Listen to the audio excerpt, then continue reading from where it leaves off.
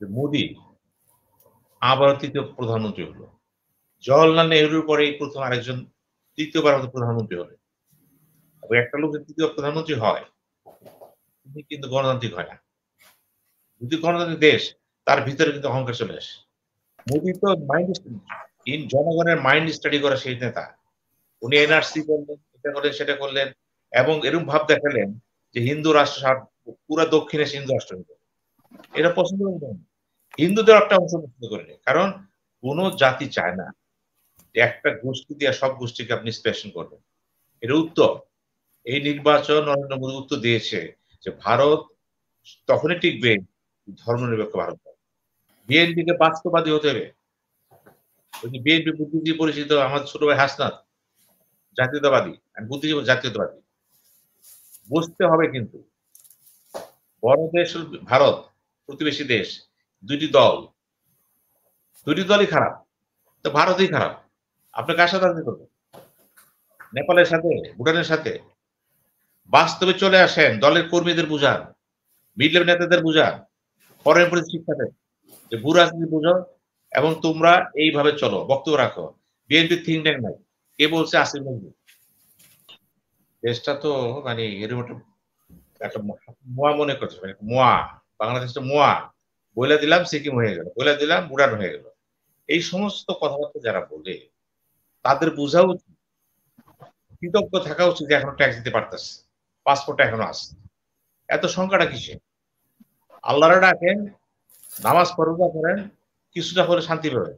এই জগৎ সংসার আপনার জন্য না তো। দেশটা কি মনে করে সার্বভৌমত্বকে? ঠোঁটে কথা আসে বলে দিলেন সিকিম। সিকিম অর্থ কি? বোঝেন এটা? সুতরাং এগুলি বাদ দেন। যে কথা আসছিলাম, ভারতের নির্বাচন। কয়েকটি জিনিস কিন্তু ঘটছে এবার দেখেন। নরেন্দ্র মোদী বলেছিল আমরা ৪০০ আসন পাবো। এবং এটা সে কনফিডেন্টলি বলেছিল। অমিত শাহ, রাজনাথ এদের হুঙ্কারে মনে হচ্ছে বাংলাদেশ আর থাকবে না। সব উদ্ধার হয়ে ফেলাইল। কিন্তু আল্লাহর মায়ের দুনিয়ার বাইরে। কংগ্রেস ভোট পেল ৯৮টা। ৯৮ সিট পেয়েছে। বিজেপি চলে আসলো ২৪২। কথা ছিল ৪০০। ২৭২ হলে কি করতো? একক সংখ্যাগরিষ্ঠ পদ। কিন্তু কি হলো? এটা সিম্পল মেজরিটি হইতো মানে এখন সিঙ্গেল মেজরিটি। কি দাঁড়ালো? কংগ্রেসে ভোট বাড়লো কেন? Only for the Muslim vote. মুসলমানরা প্রমাণ করে দিছে যে মোদিকে বিশ্বাস করা যায় না। কারণ মোদি যে ধরনের ধর্মান্ধ হিন্দু রাষ্ট্র কায়েম করতে চাচ্ছে, এটা তো রাষ্ট্র না। ভারতের যে মূল ভিত্তি সে নষ্ট করে দিছে। সংবিধানে ছিল ধর্মনিরপেক্ষতা, যেটা বঙ্গবন্ধু শেখ মুজিব রেসপেক্ট করে যারা বলেছিলেন ইন্দিরা গান্ধীকে, আপনি জওয়াহরলাল নেহরুর কন্যা, মতিলাল নেহরু নাতি আমি আপনাকে চিনি। আপনার দেশের সংবিধানে কিন্তু ধর্মনিরপেক্ষতা নাই। ইন্দিরা গান্ধী পরবর্তীতে কিন্তু অ্যামেন্ডমেন্ট করে ধর্মনিরপেক্ষতা এনেছিল। আর সেই ধর্মনিরপেক্ষ চিন্তাটা কি করলো মোদি? নস্যাৎ করে দিল। কেন? সে প্রমাণ করার চেষ্টা করলো হিন্দু জাতীয়তাবাদ। তাহলে কি দাঁড়ালো? এই যে সে ভোট কম পেল, সে তো যদি বলেন যে মোদি বুদ্ধিমান, বুঝবে কি বুঝবে? মোদি তো জনগণের মাইন্ড স্টাডি করা সেই নেতা। উনি এনআরসি করলেন, এটা করলেন, সেটা করলেন এবং এরকম ভাব দেখালেন যে হিন্দু রাষ্ট্র পুরা দক্ষিণ এশিয়া হিন্দু রাষ্ট্র হইল। এটা পছন্দ করবেন না। হিন্দুদের একটা অংশ পছন্দ করেনি। কারণ কোন জাতি চায় না যে একটা গোষ্ঠী দিয়ে সব গোষ্ঠীকে আপনি স্পেশন করবেন। এর উত্তর এই নির্বাচন নরেন্দ্র মোদী উত্তর দিয়েছে যে ভারত তখনই টিকবে ধর্মনিরপেক্ষ ভারত। ধর্মীয় না। দ্বিতীয় কথা আসেন, কংগ্রেস ভোট পেয়েছে। এই প্রথম ১৯৬৯ সালে লোকসভায় প্রথম পদ সৃষ্টি করা হলো বিরোধী দলের নেতা। বলা হলো সংসদে ১০% সিট জেনে পাবেন বিরোধী, তখন বিরোধী নেতা ঘোষণা করা 10% সিট। সেই হিসাবে ৪৪টা সিট আসতে হবে বা ৪৫টা হয়। ১৯৫৯ সালে হলো, ৮০ থেকে ৮৯ সালে আবার হলো না, সিট আসে নাই। এরপরে ২৬শে মে থেকে ২০১৪ থেকে এই ২৪ সাল পর্যন্ত কোন বিরোধী নেতা ছিল না। এখন হলো, কে হলো? এখন কংগ্রেস হয়ে গেল। কারণ সিট তার ৯৮, তার 10% এখন 20% হয়ে গেছে। এই যে দেখেন ভারতের নির্বাচনে সংসদ নির্বাচনে যেটা উন্নতি হচ্ছে, গুণগত পরিবর্তন, সেখানে হলো বহুদিন পর এই সংসদে কিন্তু বহুত সময় পর অপোজিশন নেতা ছিল না। এখন আসুন। একটা গুণগত পরিবর্তন। ১ প্রথম কথা হচ্ছে হিন্দু জাতীয়তাবাদ বা হিন্দুত্ববাদের তাৎক্ষণিক কিন্তু একটা জবাব পেয়েছে মোদি। দ্বিতীয় কথা হলো এনআরসি শুরু যে করে নিয়েছিলেন, সেগুলি সম্পর্কে এখন হয়তো তিনি স্লো যাবে। কারণ ওর ভিতরে কিন্তু মুসলমান নিধন, অত্যাচারের বক্তব্য ছিল। হয় নাই। এটাও পরাজয় হয়েছে তার।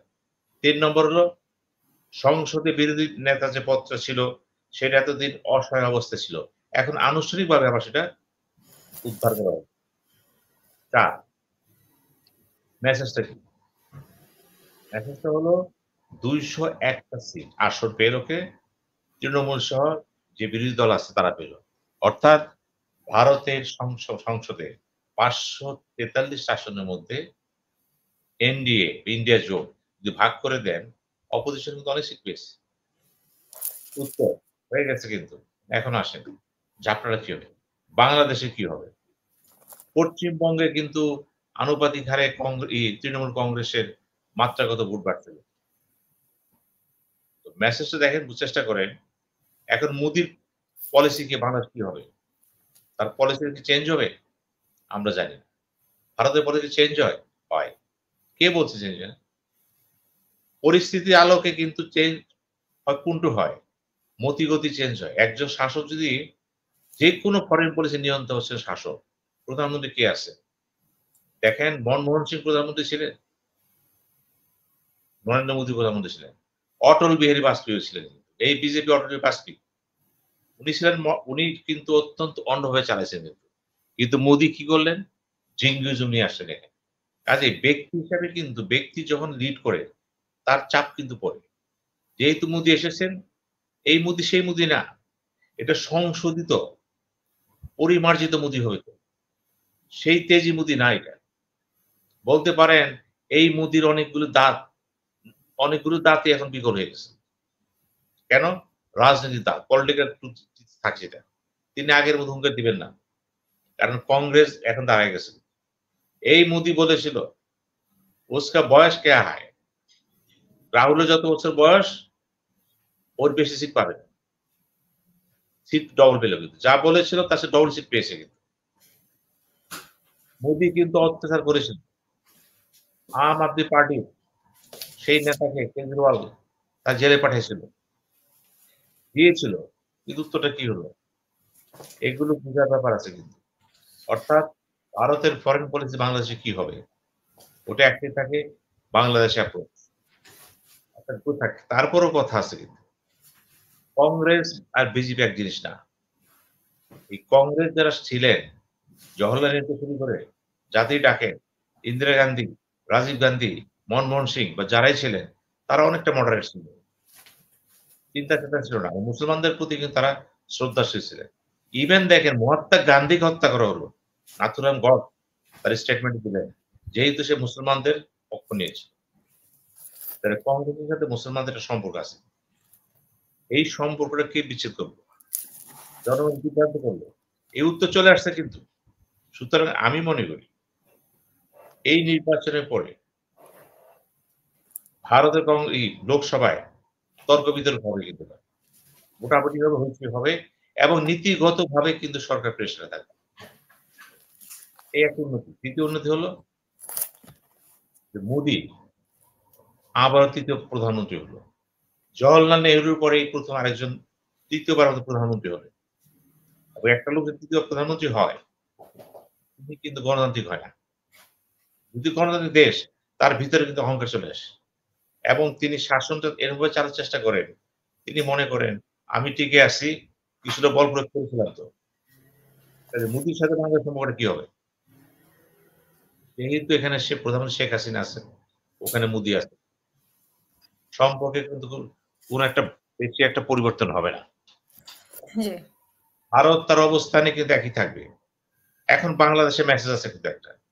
আমাদের এখানে দল আছে যেমন জামাত ইসলাম, বিএনপি। এখন বিএনপি কি করবে? বিএনপি কি তার রাজনীতি বলে বাড়াবে?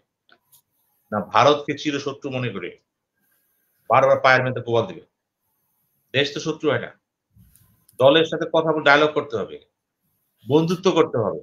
শত্রুর সাথে বন্ধুত্ব করতে রাষ্ট্র তো। একটা রাষ্ট্র আপনার একটা বড় রাষ্ট্র আছে। আপনি যদি বলেন ওটা খারাপ, ওটা খারাপ, আপনি কার সাথে চলবেন?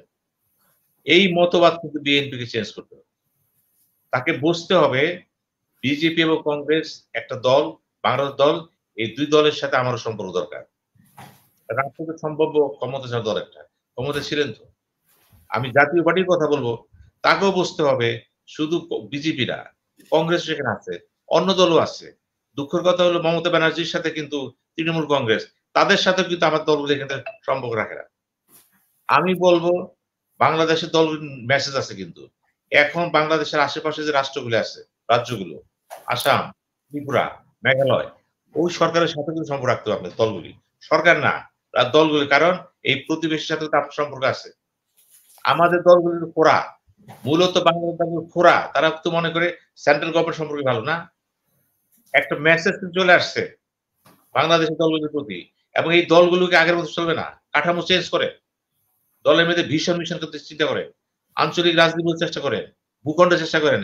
জিওগ্রাফি বোঝার চেষ্টা করেন। আসতে হবে কিন্তু। এই মেসেজ চলে আসছে কিন্তু। সুতরাং আমাদেরকে বুঝতে হবে ভারতের রাজ্যের সিগন্যাল। এই সিগন্যাল কিন্তু গুরুত্বপূর্ণ বিএনপির জন্য। কালকে যদি বিএনপি আবার শুরু করে বলা, আমি বিএনপি বারবার এখনো বলছি কিন্তু। বিএনপিকে বাস্তববাদী হতে হবে। ওই যে বিএনপি বুদ্ধিজীবী পরিচিত আমাদের ছোট ভাই হাসনাত, জাতীয়তাবাদী, বুদ্ধিজীবী জাতীয়তাবাদী।